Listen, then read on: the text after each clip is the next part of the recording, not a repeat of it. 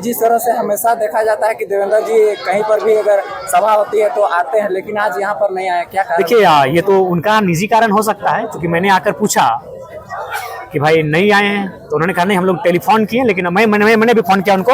उनका 9431 और 9470 दोनों नंबर स्विच ऑफ है, और ऐसा मालूम हुआ कि उन्होंने एक नया सिम लिया जो उनके 4-5 लोगों तक ही सीमित है। तो मैंने था कि दोनों जिला अध्यक्ष से पूछा, युवा मोर्चा के अध्यक्ष से पूछा और मैन मोर्चा के अध्यक्ष से पूछा कि हमारे बड़े उपाध्यक्ष नहीं है। तो उन्होंने कहा कि नहीं, उनसे हम लोग टेलीफोनिक बात ही नहीं हो पाई है, और विशेष कुछ नहीं, सारा ऑफ है। 9431 भी नहीं, मैंने खुद फोन किया, अगर अभी ऑन है तो हो सकता है, लेकिन मैंने खुद फोन किया कि अगर बाय द वे इनसे छूटा है तो हम खुद उनको कहेंगे क्या पाइए, लेकिन बातचीत नहीं हुई। ऐसा कोई बात नहीं है, क्योंकि देखिए अब वो विधानसभा का समय है और ये कांके विधानसभा है, तो अब ऐसा कोई मायने नहीं है। लोकसभा जैसा कुछ है, ठीक हो, प्रत्याशी यहाँ अलग बात है, लेकिन अब चूंकि सब कोई अपना विधानसभा पर ही फोकस कर रहे हैं, तो इसलिए हम लोग भी चाहते हैं कि जो जिस विधानसभा का है वहीं पे अभी फिलहाल फोकस किया जाए। जिला भी बहुत बड़ा होता है, तो ऐसी ये कोई विषय बात नहीं है।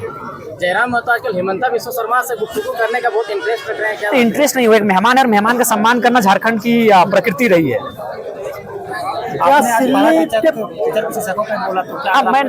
जी बिल्कुल, पारा शिक्षक में 95% ज्यादा लोग झारखंडी हैं, और अगर झारखंड के पारा टीचर मजबूत होंगे, इन्हें झारखंड का एक परिवार मजबूत होगा, उसकी आर्थिक स्थिति मजबूत होगी, और जो लोग सिस्टम को खोखला करने के लिए आए हैं वो नहीं चाहेंगे कि झारखंड का कोई परिवार मजबूत हो। इसलिए देखिए आज जहाँ प्रोफेसर बनते हैं, जहाँ की तनख्वाह 1.5 लाख 2 लाख 2.5 लाख है, वहाँ झारखंडी नहीं है, तो वहाँ कोई बात नहीं होता।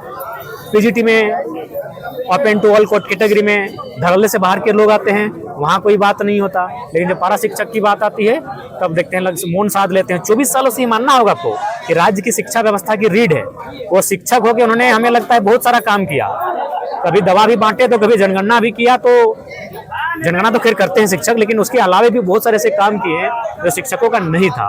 तो नो डाउट 24 साल से झारखंड की शिक्षा की जो रीढ़ है उसको थाम कर बैठे हैं पारा शिक्षक। क्या सिल्ली के पूर्व विधायक अमित कुमार महतो आपके संपर्क में है क्या? देखिए संपर्क में है, बातचीत होती है, अगर वो हमारे राजनीतिक दल से आएंगे तो मैं चूंकि बड़ी उपाध्यक्ष जो हमारे बड़े भाई देवेंद्र जी हैं उसी क्षेत्र से हैं, तो मैं ये निर्णय उन पर छोड़ देता हूँ।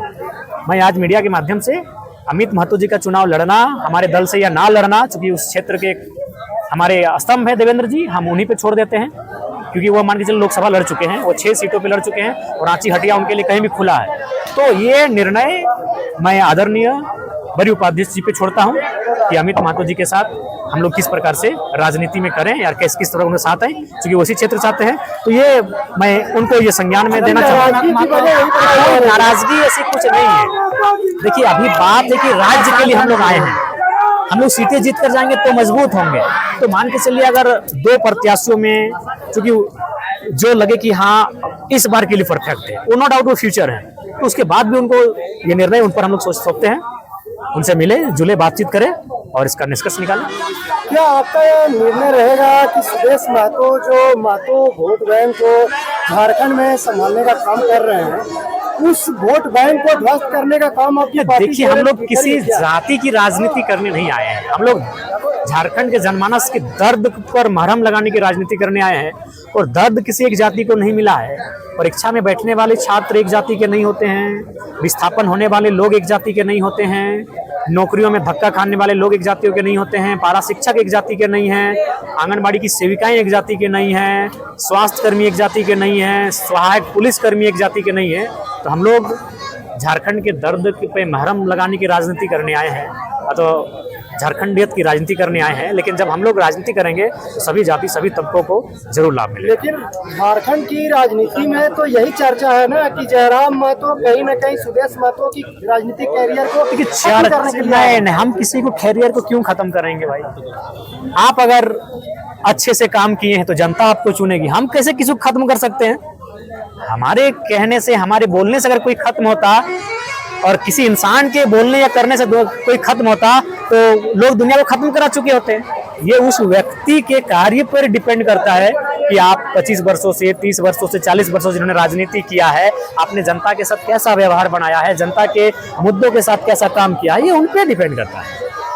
कैंची छाप सिंबल मिलने के बाद जयराम महतो पार्टी में कितना मजबूत महसूस कर रहे हैं, जनता के बीच में कितना मजबूत महसूस कर रहे हैं? क्योंकि लोकसभा में हम लोग बटे हुए थे, हमारा रजिस्ट्रेशन नहीं हुआ था, हमारे प्रत्याशियों का सिंबल एक नहीं था। अब कैंची छाप यानी राजमहल, शायद राजमहल के 1 से लेके गढ़वा के भवनाथपुर के 81 तक एक केची छाप। साहेबगंज के राजमहल से 1 नंबर विधानसभा से लेकर गढ़वा के 81 नंबर वाले विधानसभा भवनाथपुर तक केची छाप, केची छाप, केची छाप। क्या जयराम महतो यह निश्चित कर लिए हैं कि वह चुनाव में अकेले ही लड़ने के लिए तैयार हैं? देखिए, जो राजनीतिक दलें अभी स्थापित हैं उनको राज्यवासियों ने मौका दिया, और अगर हम लोग शुरू से उनके गोद में जाकर बैठ जाएं तो राज्य की जनता तो कहेगी फिर आप क्यों आए हैं, क्यों थे राजनीति में। उनके जैसा ही चुनाव लड़ना था, उनके साथ ही होके लड़ना था, तो कुछ नया करने आए हैं, नया करने दीजिए, नया करने जा रहे हैं।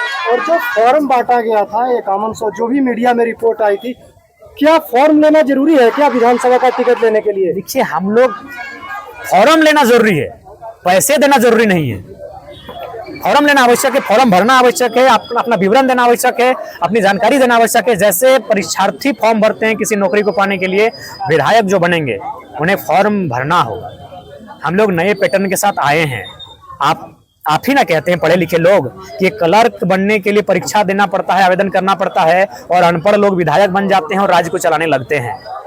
तो हम लोग एक नया प्रयास करने आए हैं, इसीलिए हम लोग आवेदन भी लेके आए हैं, एक मापदंड भी लेके आए हैं, परीक्षा और इंटरव्यू भी लेकर आए हैं। तो करने दीजिए ना, अभी सवाल जवाब क्यों कर रहे हैं? एक नया आप लोग चाहते हैं वैसा करने आए और फिर हम इन लोग को टोक रहे हैं, तो करने दीजिए थोड़ा। अच्छा, कैंडिडेट का सूची आप जारी नहीं कर रहे विधानसभा में, किसको कहां से मिलेगा? सूची जारी इसलिए अभी नहीं होगी चूंकि हम लोग एक समन्वय स्थापित करेंगे।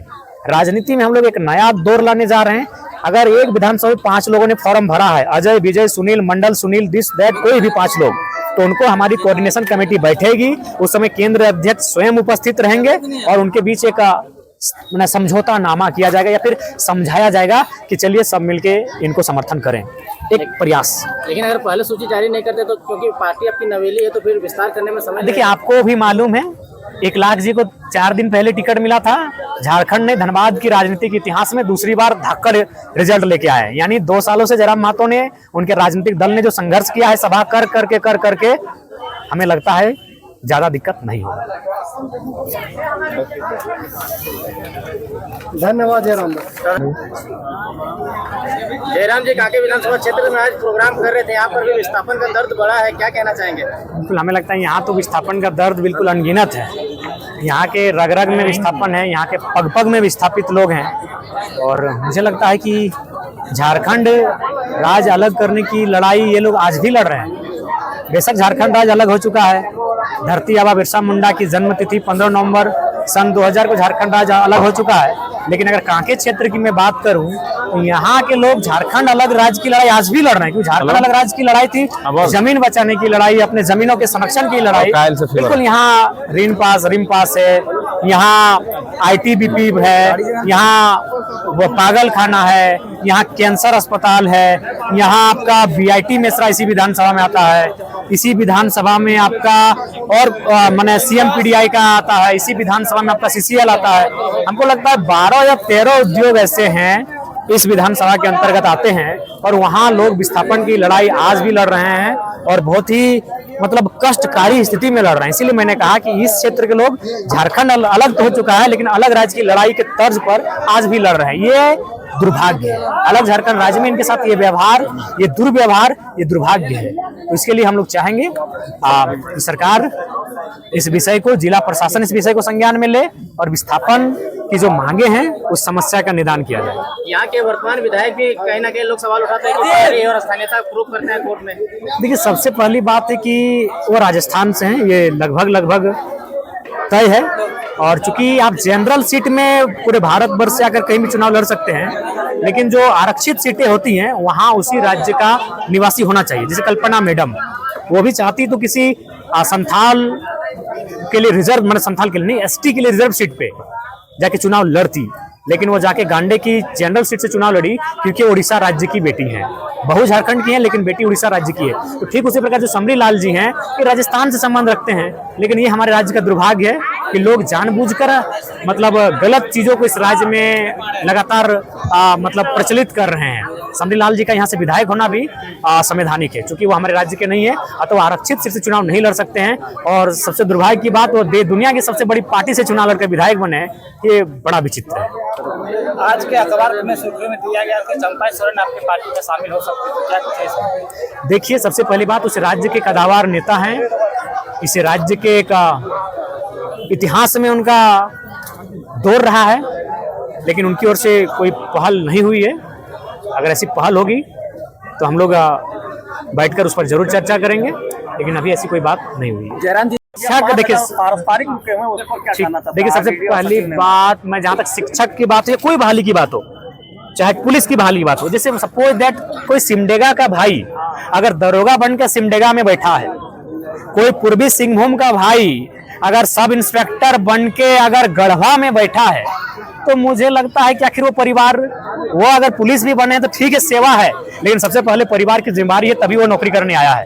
तो परिवार के बीच ही नहीं रहेगा, बीमार माँ को देख ही नहीं पाएगा, अस्वस्थ पिताजी का हाल ही नहीं ले पाएगा, अर्धांगिनी से दिल का हाल ही नहीं ले पाएगा। तो हमें लगता है कि अगर हम लोग आते हैं तो हम लोग भौगोलिक चौहद्दी में ही उसको चॉइस देंगे। जैसे अगर वो रांची जिला का दरोगा है तो उसको चॉइस देंगे गुमला, जो रांची से सटा है, उसको चॉइस देंगे रामगढ़, जो रांची से सटा है, उसको चॉइस देंगे खूंटी, जो रांची से सटा है। यानी उसको उसकी भौगोलिक सीमा में ही हम, ठीक है, हम जिला नहीं देंगे, लेकिन एक ऐसे जिला में देंगे जहां से उसको अपने परिवार से मिलने जुलने की असुविधा ना हो। क्यों? आखिर वो किसके लिए है? परिवार के लिए। वो पुलिस की नौकरी और टीचर की नौकरी किसके लिए कर रहा है? बाल बच्चों के लिए कर रहा है, माता पिता के लिए कर रहा है, और वो देख ही नहीं पाएगा, उसकी सेवा ही नहीं कर पाएगा। तो इसलिए हम लोग, चाहे पारा टीचर रहे, चाहे पारा टीचर तो हम में ही रहते हैं, पुलिस कर्मी रहे, शिक्षक रहे, या जो कर्मी हैं जो जिले से बाहर जाते हैं, उनको हम लोग उनके चौहद्दी के जिलों में लाएंगे, ऐसा नियम लेके आएंगे।